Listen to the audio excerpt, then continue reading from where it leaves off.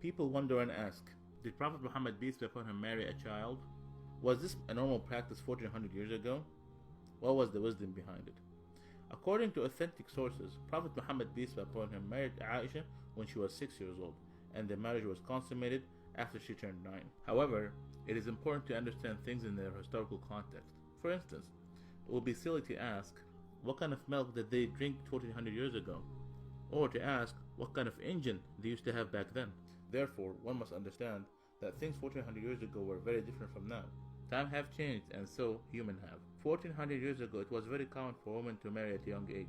It is a historical fact that girls from ages 9 to 14 were married off in Europe, Asia, Africa, and America.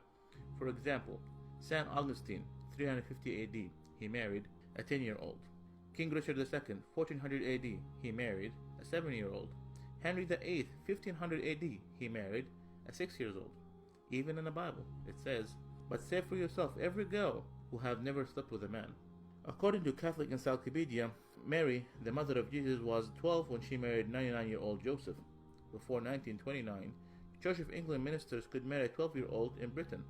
Before 1983, Catholic canon laws permitted priests to marry off brides at the age of 12. A lot of people are unaware in the United States, in the state of Delaware in the 1880, the minimum age for marriage was 7 years old, and in California it was 10 years. Even now, the marriage age for some states are 12 in Massachusetts, 13 in New Hampshire, and 14 in New York.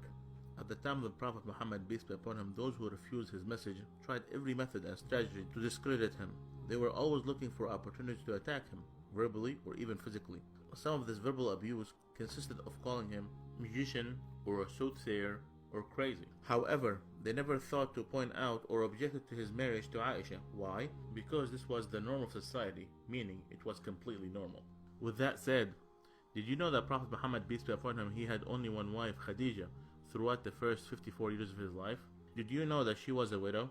Did you know that she was 15 years older than him?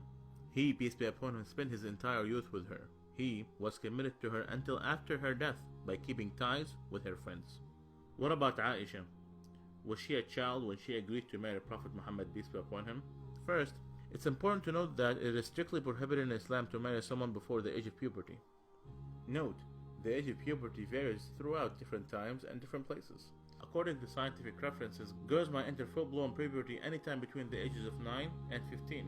Also, the average temperature of the country is considered to be the chief factor with regard to menstruation and sexual puberty. So, was Aisha a child? No, she was not. So what about the wisdom behind this marriage? God always knows best. The marriage of Aisha was an instruction from God. Aisha narrated to us more than 2200 hadiths or sayings of Prophet Muhammad, peace be upon him. Aisha was exceptionally intelligent, and since she married Prophet Muhammad, peace be upon him, at a young age, she was able to learn so much from him. She later played an important role as a teacher, expert, and interpreter of Islam. So, there was so much wisdom behind this marriage. For those who do not know Prophet Muhammad, peace be upon him, Prophet Muhammad, peace be upon him, did not come to seek worldly pleasures, but rather he warned us against them. His companions described him as a man of morality and said he was shyer than a virgin in her seclusion. When the believers asked him an awkward question, he would cover his face out of shyness. He taught us that each religion is known for a kind of morality, and the morality of Islam is shyness and modesty.